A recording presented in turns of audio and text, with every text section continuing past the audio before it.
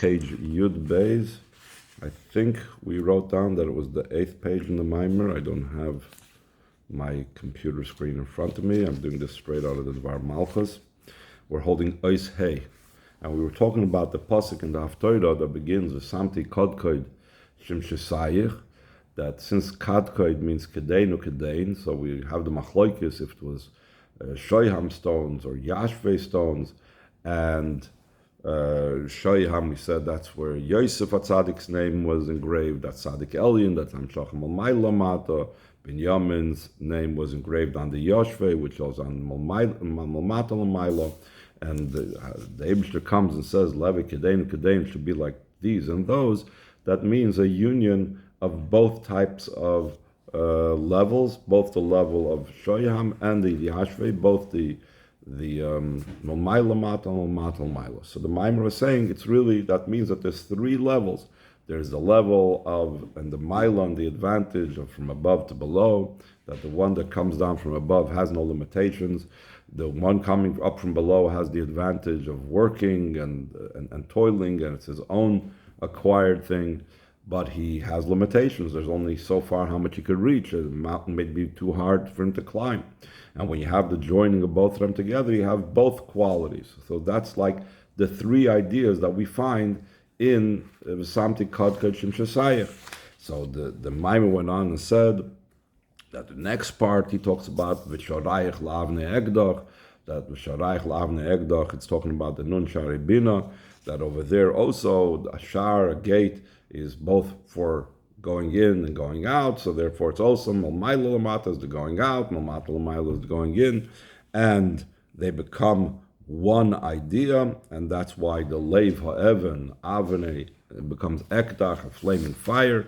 And then we said in a similar vein, there's 3 things also, the gvulech, avnei chayfetz, that there's a level of gvulech, which is lamed beis nesivas hachachma.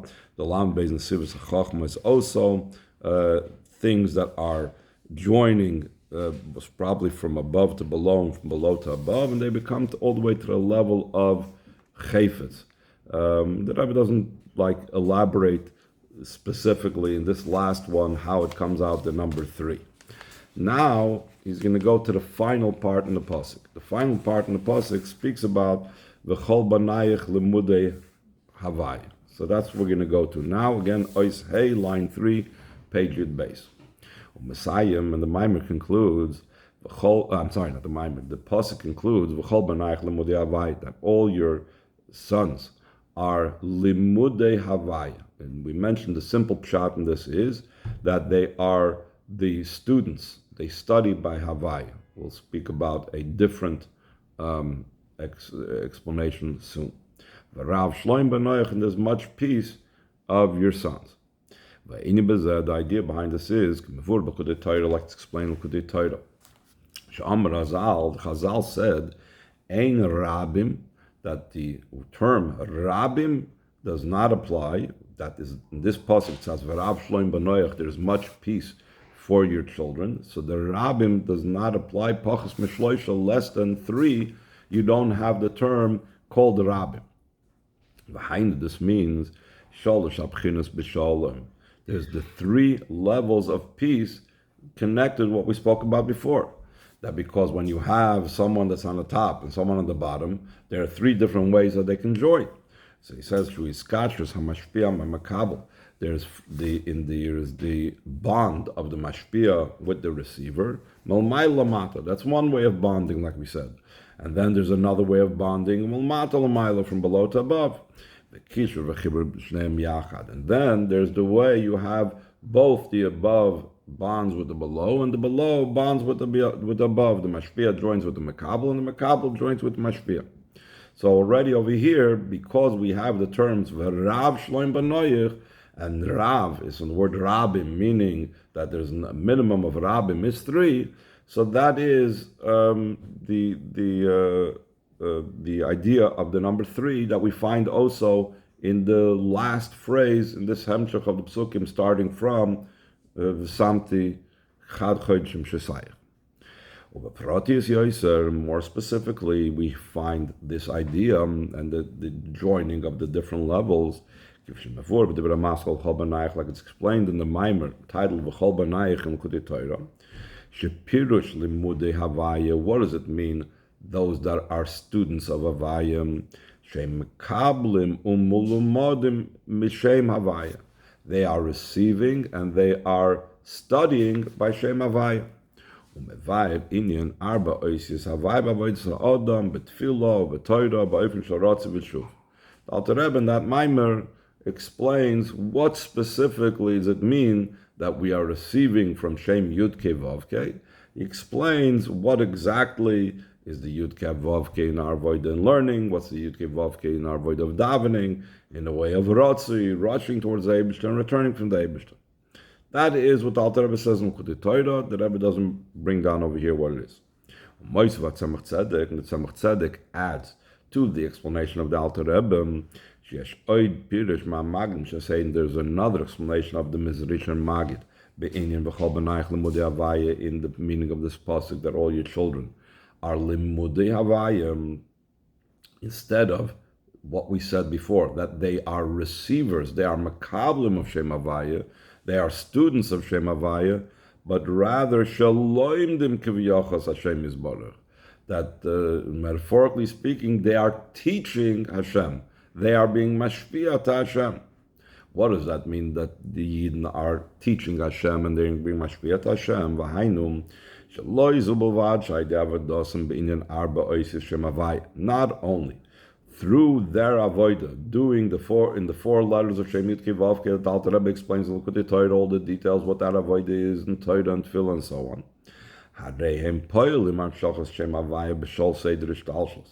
In addition to that they affect the drawing down of Seder of Shem Havaya in the entire Seder Ishtalshus, because when a Yid does a certain thing, so he always receives and draws down and influences the whole Seder Ishtalshus according to whatever that avodah was. So the Rebbe says also parenthetically that this is not a big chiddush to say, and it's not something that you have to strain your mind to figure out that Yidden, through their avodah down here, they are able to affect the whole Seder Ishtalshus. This is even understood simply.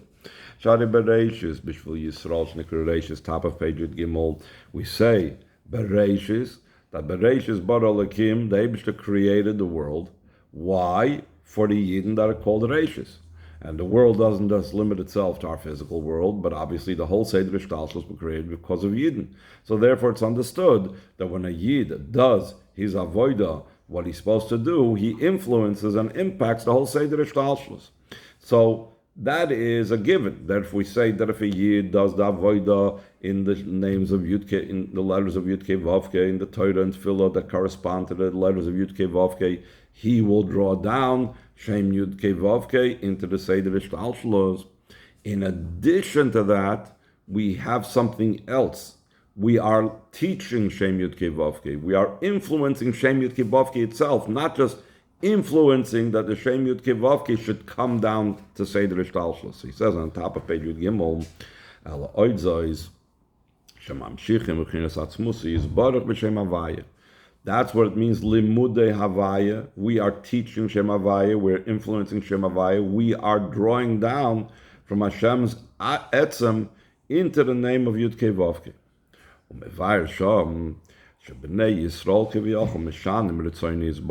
And he explains over there that Yidden are changing the will of the Eibishter. Do as it's known concerning where it says, let it be the will. We are saying, let the Eibishter have such and such a will. He had, let's say, up till now, a different will. Or he didn't have a certain will for something. Then we're saying, let it be the will of the Eibishter. We want to have a new will of Hashem. So we are changing the Eibishter's will through our avodah. The Rebbe brings down, similar to the idea that we know the Chassidus teach that they are doing the will of the Eibishter is not just that they are doing and fulfilling the will, but the deeper concept is that they are making, oisin. It doesn't say mekayimim ritzoyin shalmakim, that they are fulfilling the will of Hashem, but they are oisim, they are making Hashem's will. That the Mezritcher Magid explains this has to do with the avodah of with all your might and krishma. This is all an extrapolation al pichsidus of a well-known Maimer Chazal. We've spoken about this many times before. That the Chazal say, what's the difference between the first part of Krishma v'ahavta and the second part of Krishma v'hoim shemaya is kan oiser etzayin shemakim, kan ein oiser etzayin shemakim. In the first part of Krishma, they are doing, meaning the simple pshat is that they're fulfilling the will of Hashem, and the second part, they're not fulfilling the will of Hashem. This is whatever it's referring to, either it's referring to the latter half of the second paragraph, or it's even talking about the first half. I'm not going to get into that right now. But Chassidus explains that the difference that we see between the first parsha and the second parsha is the first parsha, it says, in the second part of Krishma, second section of Krishma, it says, but it doesn't say Ma'oid, when we serve the Eibishter with the level of Ma'oid Chod, that Chassidus always explains very, meaning above and beyond any limitations, so then we have the capability of making Hashem's will, of creating a new will by Hashem. That is, that we affect a new will by Hashem. So the first part of the Krishma, that's the inner meaning of what the Chazal say, we are affecting a new will of Hashem. In a similar vein, we are drawing down to Shem Yud Kei Vav Kei from Hashem's essence. So this comes out that there are two explanations. One explanation is Limudei Havaya, we are learning, we are students from Shem Havaya, we are receiving from Yud Kei Vav Kei by doing the different types of avodah corresponding to the different levels of Yud Kei Vav Kei. Or Limudei Havaya, we are teaching Havaya, meaning we are influencing and drawing down Shem Yud Kei Vav Kei from Atzmos. So one pirush is the first pirush is the Alter Rebbe and Chutei Torah. The second pirush is what the Tzemach brings from the Mezritcher Magid. So he says in line 7, Messiah Tzemach Tzedek concludes, the two explanations in Limudei Havaya really go up in one stalk. They're really connected.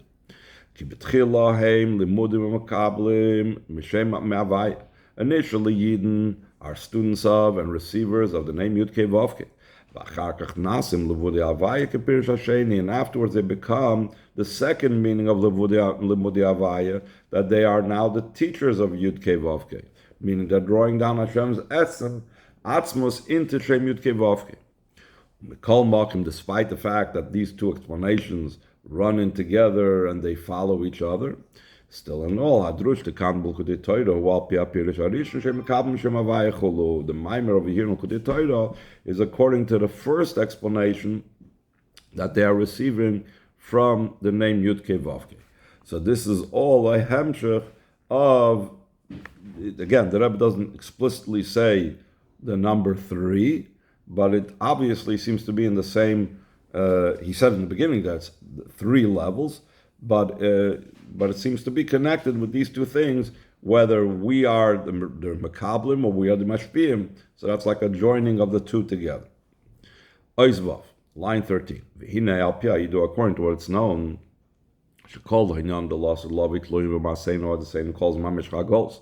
that all matters of future time is dependent on our actions and service throughout the entire duration of Golus. Moving, it's understood. Through the avodah and all the above mentioned matters that we spoke about, the avodah of doing mamayla mata and mamata lamayla and joining them together, etc., like the whole hemshech of the Maimer. Poilim hayud ושמתי כדכד שמשותיך. We actually affect that it should be the two inyanim joined together when Mashiach comes. Now we could think we're doing an avodah beruchnius, so what are we going to affect in Mashiach's times? The spiritual level, the ruchniistic level. Comes the Rebbe and says, no, this doesn't exclude the simple meaning of the pasuk, that we will have V'kedain will have the physical shoyam stone, and we'll have the physical yashve stone, and they will both be there because Kutchabrichu said v'kedain, it should be like both. Until it comes down the physical dafke, it has to come down. It's meant to come down in the physical. Since the idea of the shoyam is the drawing down from above to below. What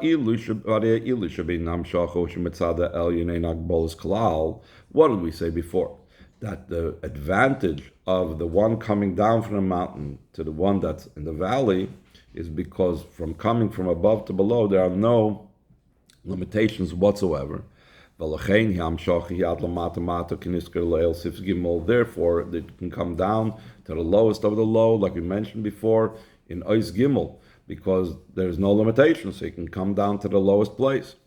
How they move on. So therefore, when we're talking about the ושמתי, כדכד, שמשותיך in general, how low does it come down? It comes down so low that it even manifests itself in Gashmis. It's not just limited to spiritual levels of Malmai Lamata, Malmata Lamaila. They move in Zenim Shechloidak, Binyanim Beruchim. It's understood. This comes down not only in spiritual matters, Elagam Binyanim Gashmin, but also in physical matters.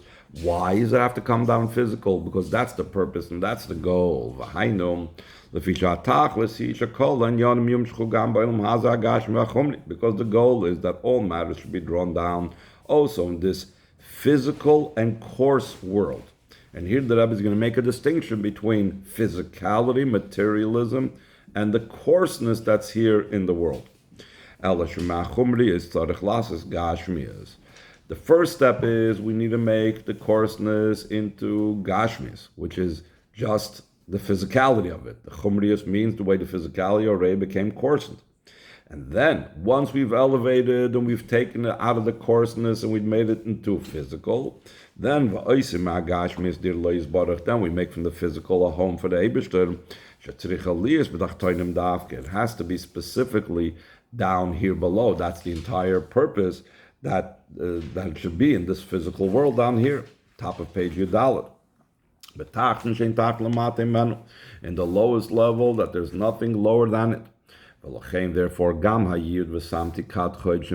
therefore also what we were promised and we were foretold, that I will make your windows out of K'dchad. Have to be in the physical things, just like the dira that makes this take place is a dira b'tachtonim, specifically in the physical. We're supposed to make the physical a home for the Eibishter. So the resulting reward and consequences of it has to be in the physical as well, that these foretold things will be taking place in the physical world as well. The Rebbe brings a very interesting example for this from something that really, offhand, I don't think people would put this together. He says, similar to what the Arizal said in Pirush HaKasav in the explanation, the pasuk Loyal Lechem Levadi Yichya Adam, a person does not live by bread alone. Only by everything that comes out of the mouth of Hashem does a person live. And the Arizal explains, what does that mean by the command of Hashem, or what comes out from the mouth of Hashem does a person live? A person does not live by the essence of the bread itself. It's not the nutrients and the minerals and carbs or whatever it is that the bread has that gives the person life. There's what came out of Hashem's mouth from the utterance of the Asarim HaMaras that said that the earth should give forth growing things. So that manifests itself. The energy of that Dvar Havaya manifests itself in the bread that we eat. And when we eat the bread, so we consume and we get our life and energy from that Dvar Havaya, from the Moitze Pi Havaya that's in that slice of bread. That's enclosed in the bread. That Dvar Havaya of the Asarim HaMaras enters into, from that stalk of wheat, etc., from the flour, into the food that's baked and ready. And that Dvar Havaya is what sustains and gives life and vitality to the person. So obviously we have the famous question that the Alter Rebbe asks on this, like the Alter Rebbe explains, though also in a person there's a godly spark, so seemingly why does the person need the spark of the Dvar Havaya? He has his own. It says, Nasa Adam B'Talmeinu Kidmasenu. That's also one of the Asarim Amaras. So the Eibishter inserted into the person a godly spark and a divine energy that should keep him alive as well. Why is it necessary for him, on top of what he has, from the Asarim Amaras, Nasa Adam B'Talmeinu Kidmasenu, that Hashem said, let us make a person in our form and our image, that we need to have also the spark, the Dvar Havaya that's in the bread, because of the Maimer Tachyoris. So he says, Mekol Mokim, Shafshkam Ba'odem Yeshli Tzolaki, Mekol Mokim still not. Hanitzes Shema Meichel Hu Gavoy Yoser Chulum. The spark that's in the food is much higher because, like it's brought down in Chassidus, that comes from Oil Matoyu, that fell down in Shviras HaKelim, and therefore the spark that's in the person is of a lower level, and it's not enough sufficient to sustain the person to the degree that the spark that's in the food, that's from a higher level, because taket fell lower, because the person's a higher level, he's madaber, and the food is semeach. Still in all, the fact that it's semeach, that fell so low, is an indication that it came from such a high place. It came all the way from El Matoyu and Shviras HaKelim. So it came all the way from El Matoyu and Shviras HaKelim. That's why it has the power and strength to sustain the person, that his spark comes from a lower level in the world of Toyu. So the Rebbe asks an interesting thing. This is taking the Alter Rebbe's question or going even further with another question on what the Arizal said. But still we need to understand what is the need for physical food, specifically to be able to receive the godly spark. We're talking about godliness. Godliness, they should give us directly. Why the Eibush instituted that the way we receive the godly spark is through food? Why shouldn't we be able to receive the godly spark direct without food? It seems to be that the food, if anything, would be a dilution and a hindrance to receiving something that's spiritual. So you want to tell me, okay, Hashem is great and powerful and He can give us the godly spark through the food as well. But what need is there for that? Let us receive the godly spark directly. So he says, well, Babir Bezeh, line 15, Babir Bezeh, the explanation this is, Shanitzatoliki Yochel Islabish B'Michael Dafki Gashma, Michael Gashmi Dafki, that the godly spark is only able to become enclosed in something that's physical. So the Rebbe brings an interesting parallel to this, similar to what we find concerning fulfilling mitzvahs. If a person had all the greatest intentions, he's sitting down, he's learning Al Pi Kabbalah and Chassidus, and even Al Pi Nigla, what the whole idea is of Tefillin, L'Shabbat HaMeich V'Alev, and the Daled Moichin of Chabad, and Das is divided into two, etc., etc. He learns all the Kavanas and he meditates on it. He takes a half an hour before davening in the morning and he meditates on the Kavanas of Tefillin. But he didn't put on the tefillin. He did not fulfill his obligation, even though he has the entire spiritual idea of tefillin. To be able to fulfill the obligation of the mitzvah, to be able to fulfill the actual mitzvah, you need to put on the tefillin with the parchment and the physical boxes on the physical arm and your physical head. But obviously, when a person has intention, understands, and appreciates all the different things that the tefillin is about, that increases and adds and illuminates the action. The main thing is doing it physically. The same thing, the nitzutz alaki, can only come through the physical bread. It cannot be communicated without the physical item. Similarly, we find that Rebbe brings also a very interesting example over here. Don't think I've seen this example before. That the stones that were on the Choshim, included in them is the two stones that we've been talking about throughout the Maimer, the Shoyam and the Yashvei. Shayodam nosa arn shmois bnei Yisrael is zikaron. The expression is that Aaron HaKohen carried on his breastplate, he carried the names of the Bnei Yisrael for a remembrance. In other words, it made him recollect, it made him think about Klal Yisrael. So, why didn't he have the breastplate then? It was insufficient to have the remembrance and the thought. There was a necessity for the actual names of the Yidden to be engraved in physicality. And in a similar vein, we find concerning the reward when Mashiach comes, concerning the general revelations of Mashiach's times, like it's known, the dispute. The ultimate reward is in Gan Eden. According to Ramban, that we follow, the ultimate reward is in the world of the resurrection for the souls in the bodies. The Teres Achsidus rules and comes down on the scale of the view of the Ramban. The ultimate reward is in the physical, because that's where the godliness is embedded in, and you can't get it like directly, let me just get the godly. This means the Gan Eden, top of the last page. Initially, there has to be the level of Gan Eden. Over there becomes the refinement of the physicality and the complete undressing of the physicality as much as possible. Once the neshama has gone through the process of Gan Eden, afterwards the neshama comes to a higher level. That higher level is in a way of souls within bodies. It says over here that the end of the mimer they are missing.